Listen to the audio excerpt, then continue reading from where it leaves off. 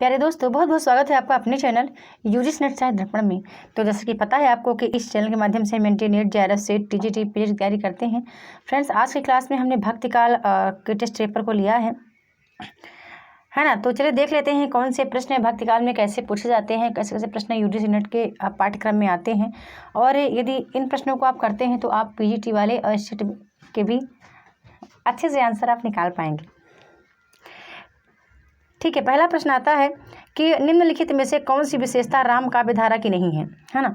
आपको पता है कि भक्तिकाल को दो भागों में बांटा गया है, सगुण भक्ति शाखा और निर्गुण भक्ति शाखा। निर्गुण भक्ति शाखा के अंदर ज्ञानाश्रयी शाखा, प्रेमाश्रयी शाखा और सगुण भक्ति धारा के अंतर्गत राम काव्य धारा, कृष्ण काव्य धारा। तो ये सगुण भक्ति धारा के अंतर्गत राम काव्य धारा लगा हुआ है। राम काव्य धारा के प्रवर्तक तुलसीदास जी हैं। तो यहाँ पर हम देख लेते हैं कि राम काव्य धारा में मर्यादा के बल पर बात कही गई है, दास्य भाव की भक्ति भावना देखने को मिलती है, लोक मंगल की साधना अवस्था भी देखने को मिलती है। लेकिन प्रकृति का रागात्मक चित्रण जो है वो राम काव्य धारा की विशेषता नहीं है, क्योंकि प्रकृति का रागात्मक चित्रण की बात कही गई है कृष्ण काव्य धारा में। ठीक है, क्योंकि जंगल में, वन में कृष्ण और राधा ने का प्रेम वर्णन काफ़ी ज़्यादा प्रकृति के माध्यम से दिखाया गया है। तो इसलिए डी नंबर हमारा करेक्ट आंसर है। आगे देख लेते हैं।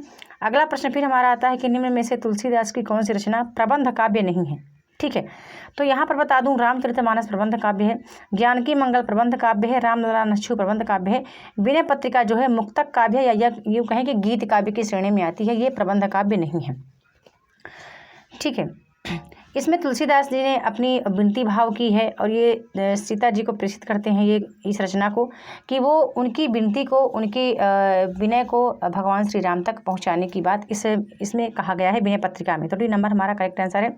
अच्छा, वीडियो पॉज करके आप भी अपना आंसर लगा लिया करें कि आपका आंसर क्या होना चाहिए, है ना। चाहे तो आप वीडियो पॉज करके आंसर लगा सकते हैं और बताइएगा कि आपने 25 प्रश्नों में कितना सही किया, क्योंकि ये हमारे ग्रुप में पेड ग्रुप का टेस्ट पेपर है ना।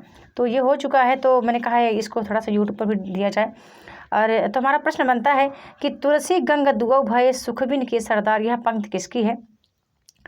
तो आप भी बताइएगा किसकी है, गंग कवि की, तुलसीदास की, कबीरदास की या भिखारी दास की। तो बता दो, इसका जो करेक्ट आंसर है वो डी नंबर करेक्ट है, भिखारी दास की। आगे फिर अगला प्रश्न आता है, प्रश्न बनता है, हाँ इस तरह के प्रश्न जरूर बनते हैं। ठीक है, अच्छा, प्रश्नों के जो 25 प्रश्न हैं सभी के मैंने टाइप लिए हैं PYQ के अकॉर्डिंग। ठीक है, PYQ में जिस तरह के प्रश्न पूछे जाते हैं उन्हीं का यहाँ पर मैंने जिक्र किया है। तो निम्नलिखित में से कौन सी रचना अग्रदास की नहीं है ना। अग्रदास राम भक्ति शाखा की श्रेणी में आते हैं। तो यहाँ पर ध्यान मंजरी, कुंडल या अष्टयाम, रुक्मणी मंगल। तो रुक्मणी मंगल जो है वो अग्रदास की रचना नहीं है। तो मुझे आप बताइएगा कमेंट में कि रुक्मणी मंगल किसकी रचना है। ठीक है, कमेंट में बताइएगा कि रुक्मणी मंगल किसकी रचना है। ठीक है, आगे देख लेते हैं। यहाँ पर निम्नलिखित नाटक रचनाओं को असंगत बताना है। ये रचनाएं जो हैं ये लिखी गई थी हमारे राम काव्य धारा के अंतर्गत ही आती हैं, है ना। तो रामायण महानाटक प्राणचंद्र चौहान का है, बिल्कुल स्पष्ट है।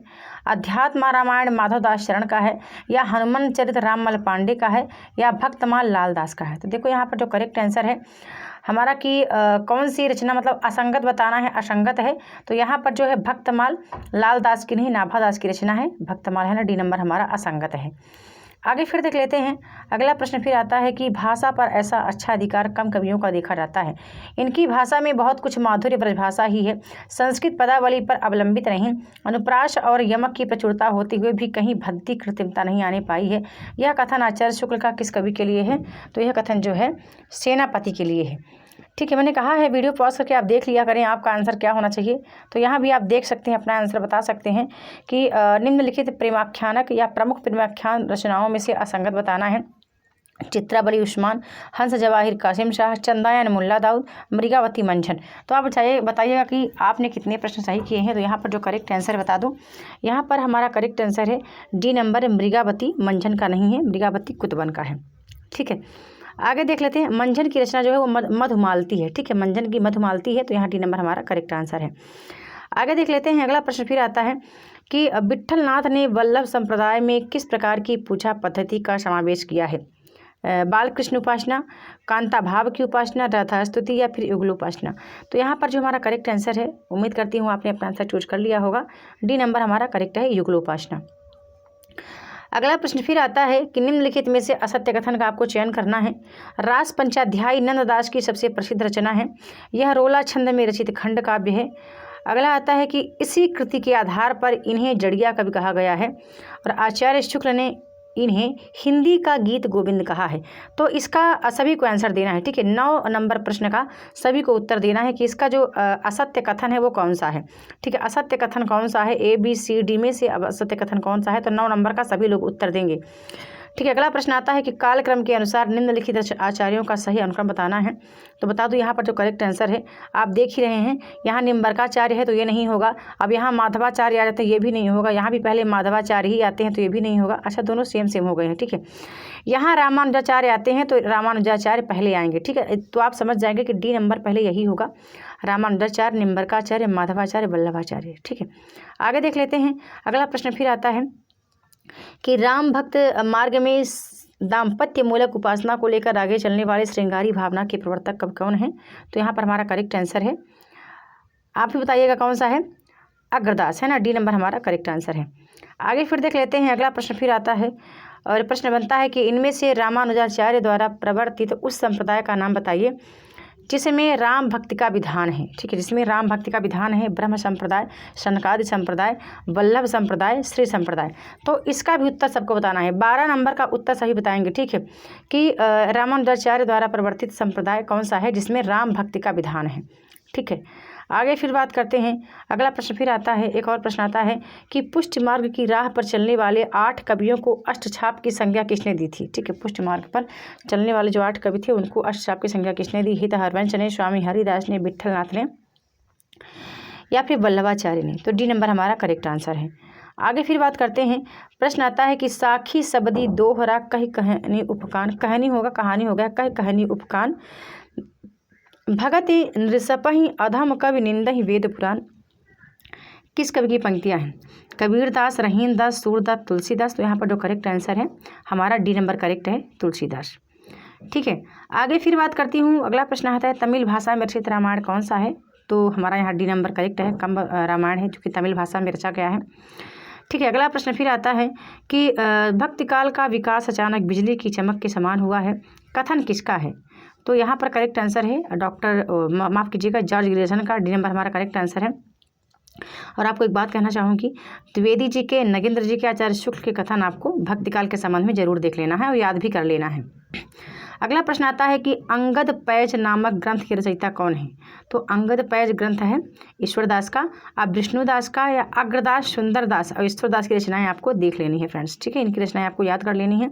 अगला प्रश्न बनता है कि हिंदी साहित्य में राम भक्ति काव्य के प्रमुख प्रेरणा स्रोत किसे माना जाता है, ठीक है।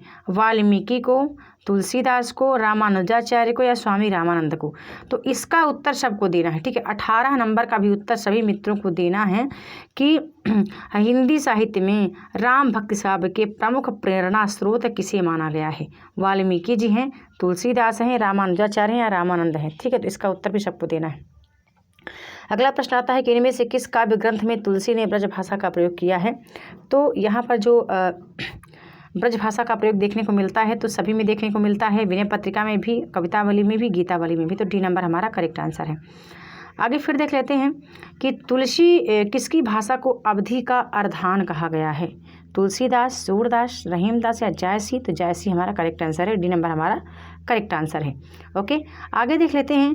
अगला प्रश्न फिर हमारा बनता है कि तुलसीदास के जीवन चरित्र को जानने के लिए कौन सा ग्रंथ सर्वाधिक उपयुक्त है।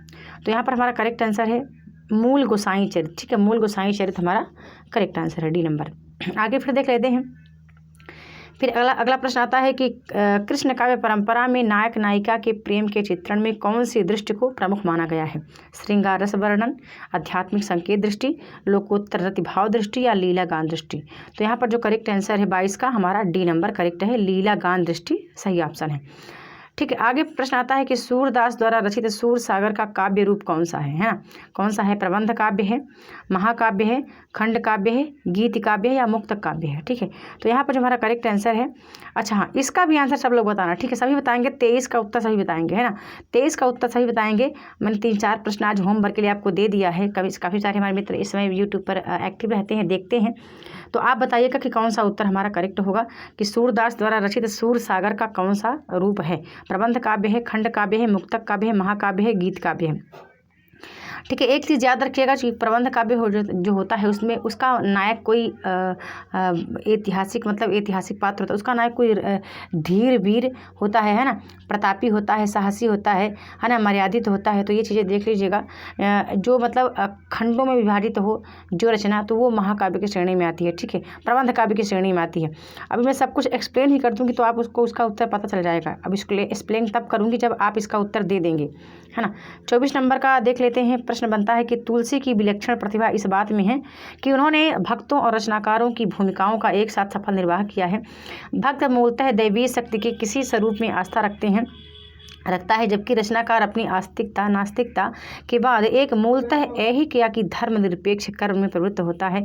तुलसीदास जी के विषय में यह कथन किस आलोचक का है? तो बता दूं ये 2019 में पूछा गया प्रश्न है। ठीक है, 2019 में ये पूछा गया प्रश्न है।